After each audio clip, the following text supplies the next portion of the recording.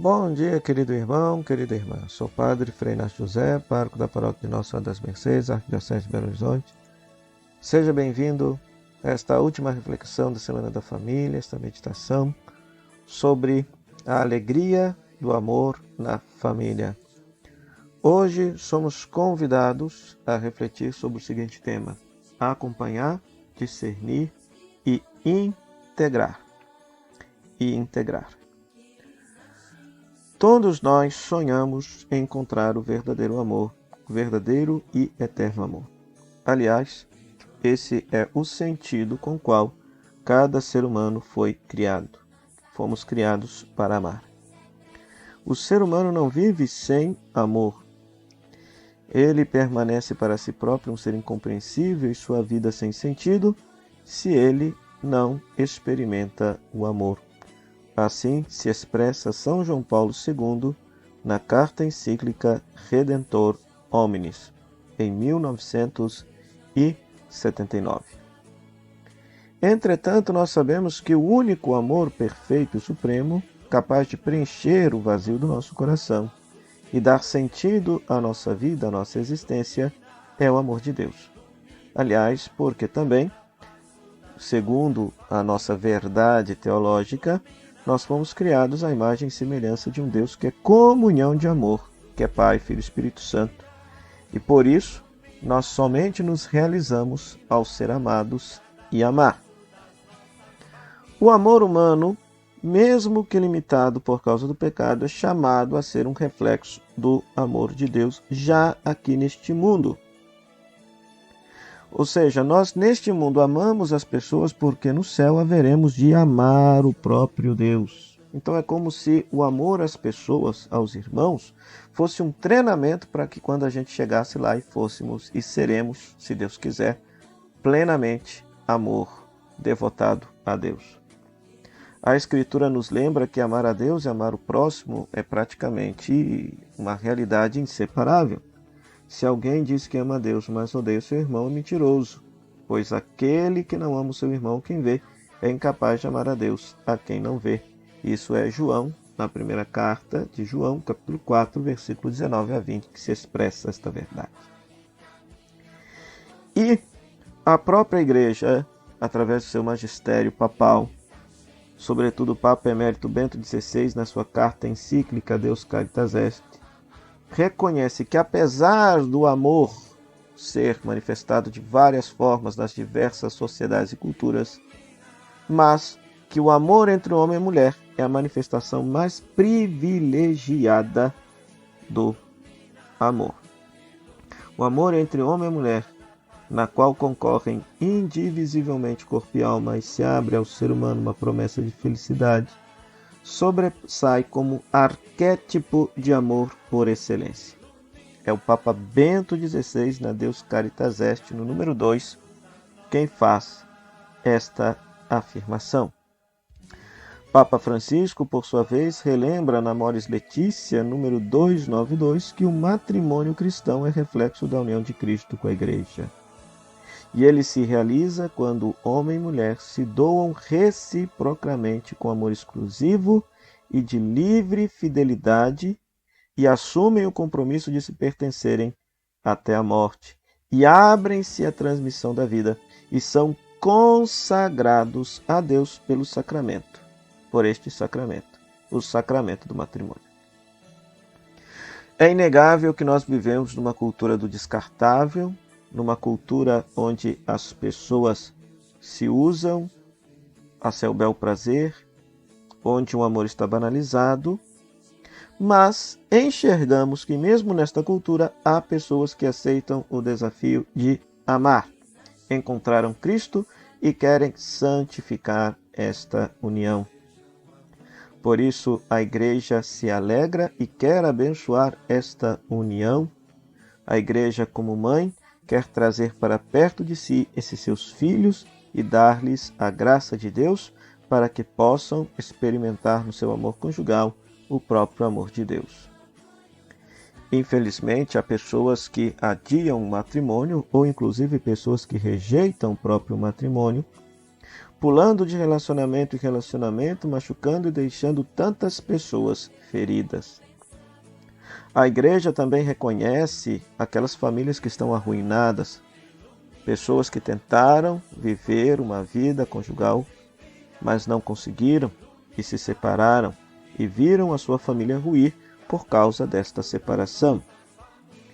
Embora a igreja reconheça que toda ruptura do vínculo matrimonial é contra a vontade de Deus, a mesma igreja está consciente também da fragilidade de muitos dos seus filhos.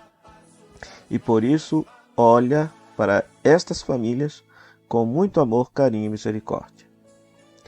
Por isso, o Papa Francisco, na Amoris Laetitia, propõe 3 verbos de ação para a pastoral da igreja, sobretudo a pastoral familiar: acompanhar, discernir e integrar.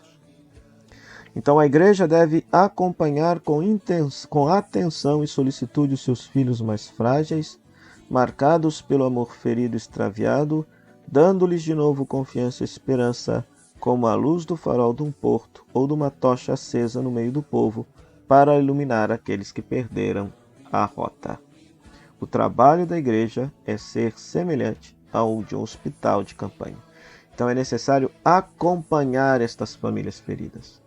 Depois, discernir, identificar elementos que possam favorecer a evangelização e o crescimento humano espiritual.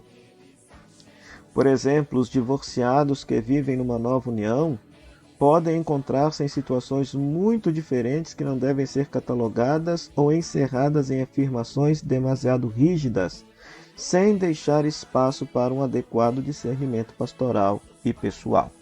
Discernir. Cada caso é um caso que precisa ser acompanhado com muito amor e carinho pela igreja. E depois, integrar estas famílias destruídas.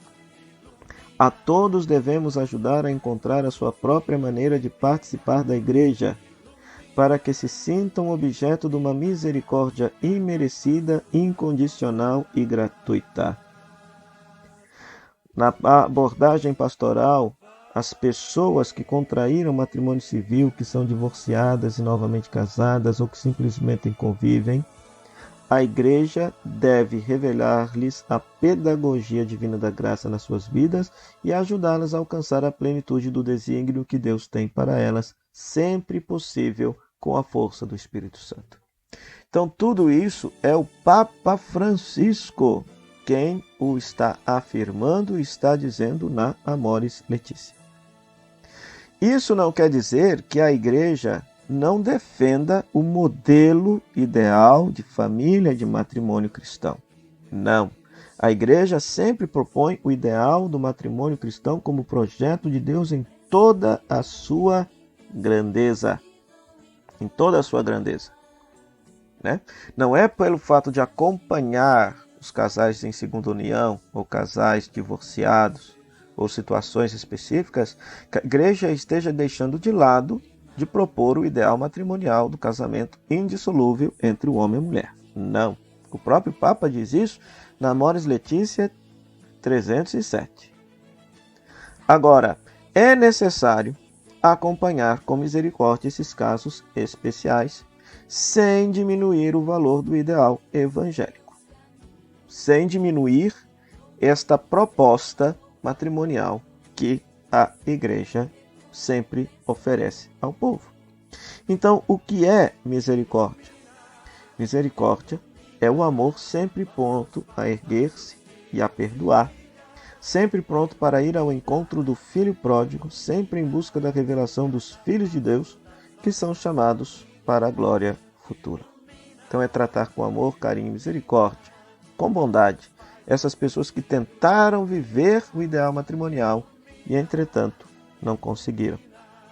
Então o Papa nos exorta a deixar de lado, nos exorta que não se trata de deixar de lado o que é certo e justo, mas de motivar a todos para que se aproximem do Cristo misericordioso, que também se entregou e salvou estas famílias fraturadas, estas famílias feridas.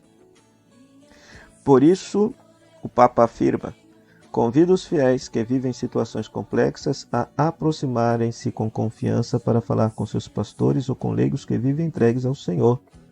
E exorta aos pastores a escutar com carinho e serenidade a todos aqueles que buscarem ajuda. Então, que nós possamos ser esses instrumentos e testemunhas da verdade e da misericórdia para com as famílias. Que você possa fazer a leitura orante de Mateus capítulo 28, versículo 10, versículo 16 a 20. Que você possa ler esse texto no qual Jesus realiza o mandato missionário e que este texto possa nos inspirar a abraçar a nossa missão de evangelizar, de saber que Deus está conosco em todos os momentos, nos quais nós nos propomos a testemunhar a beleza e a alegria do Evangelho.